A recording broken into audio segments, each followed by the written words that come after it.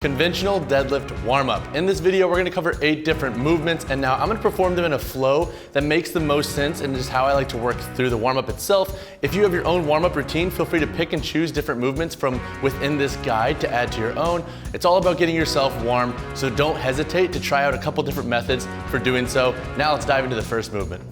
The first movement I like to perform is for the ankle and somewhat the hip. So what I'll do is I'll put my ankle down here. I'll have a 90-degree angle in my leg. The hip will be extended here. I'm gonna make sure I'm squeezing my glute and not extending back. So if we were just doing a hip stretch, for example, and then what I'll do is I'll take my hands, put it on that flexed knee, and I'll work through a little bit of ankle mobility, working from an external to an internal position. And I'll do this on each side of the leg for about 20 to 30 seconds, depending on how I'm feeling.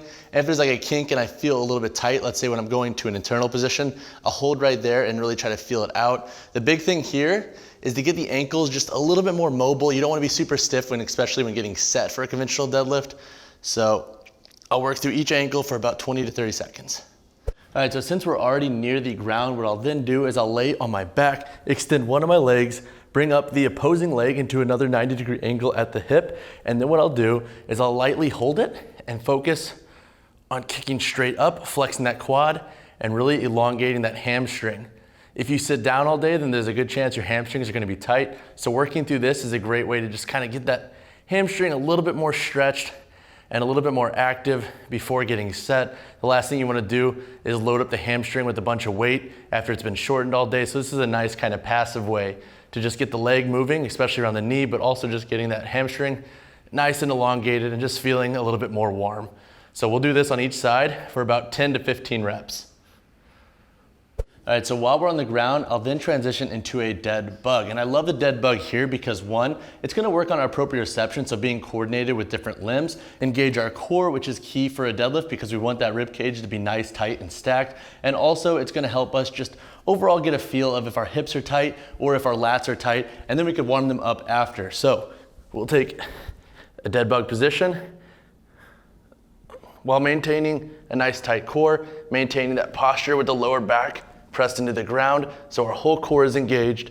We're then gonna kick out the opposing leg and arm to move in unison with one another while the others stay in a fixed position and nice and flexed. We'll work through this for about 20 to 30 reps, 10 to 15 movements on each side. The next movement we're gonna transition to from the dead bug is gonna be the glute bridge. This is great in this position for 2 reasons. Number one, it helps us just feel our glutes and activate them and feel if our hips are tight. So if we need to spend a little bit more attention on our hips, for example, before we start pulling. And number two is it helps us keep that nice stacked rib posture, which is key for conventional deadlifts. We don't want to be flaring up, so doing a nice subtle glute bridge on the ground is a great way to kind of prime the whole body and torso for doing so. So what we'll do here, legs in a 90-degree angle, arms out to our sides, rib cage is down. We're gonna come up to a hip extension, squeezing our glutes. We're not gonna try to overly force that extension into the lumbar. We're gonna focus on fully extending through the hips and using the glutes to contract. We'll do this for 2 sets of 15 to 20 reps. And again, use this as a prerequisite to feel if there's any tight areas or areas in the body that you need to spend more attention on.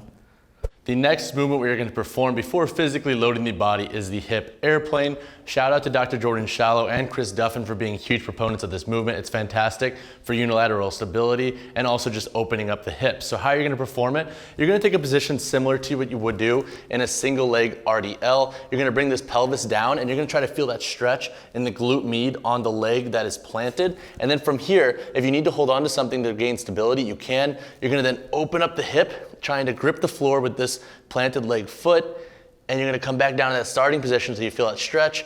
You're gonna want that leg on the opposing side staying up, so you don't want it coming down. So you want that being a little bit more parallel to the ground. You're gonna open up the hips, trying to feel that stretch throughout the whole hip capsule. And you're gonna do this on each side for about 5 to 6 reps. The next movement we're gonna perform is the goblet squat, and we're gonna add a little bit of twist here. So we're gonna pick up a weight that's relatively light, and we're gonna start with a closer stance. We're gonna perform about 5 to 8 reps. Take a slightly wider stance, 5 to 8 reps, and work really slow through it, making sure that rib cage is staying nice and down and tight. And then we're gonna go through a wider stance, almost a sumo stance, and then we're gonna go nice and slow through the eccentric and try to really feel any tight areas throughout the hips. throughout the hamstrings, throughout the quads, anything that might be a little bit more tight before we go get into our set position. The second to last movement we're gonna perform is kind of almost a complex of two different movements. We're gonna grab lighter dumbbells and we're gonna do a dumbbell RDL. But before we come back up from that eccentric portion, we're gonna set the back and do a row. So this is gonna help us keep our positioning with our hinge, but also work our lats and allow those hamstrings to kind of maintain that stability and stretch throughout that rowing portion. So we'll grab our dumbbells here, we'll get into a dumbbell RDL, do a row at the bottom, control that eccentric, come right back up. We're gonna repeat the process and do this for about 2 sets, about 6 to 8 reps. Again, keep the dumbbells light.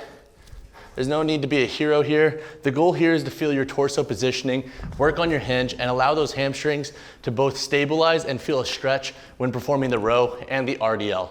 All right, the final part of this deadlift warm-up is something that I think gets overlooked, and that's warming up the grip and the forearm flexors. If you were sitting all day typing, I think this is huge, and I think it really gets overlooked, and it's really important, obviously, for strong pulls. So what we're gonna do is we're gonna grip a pull-up bar, and we're gonna hang for about 10 seconds, really getting a strong grip. And while we do this, to make it a little bit more challenging, we're gonna bring the knees up to about 90 degrees or just above, and we're just gonna move through a nice slow flexion at the hip, making the rectus abdominis, move the knees and initiate that movement. We're gonna again hold for 10 seconds, and this will usually look like 5 to 6 reps with the knee raises themselves. If you're swinging, you're probably doing them too quick, so slow down, do 2 sets here, 10-second holds for about 5 to 6 reps of knee raises.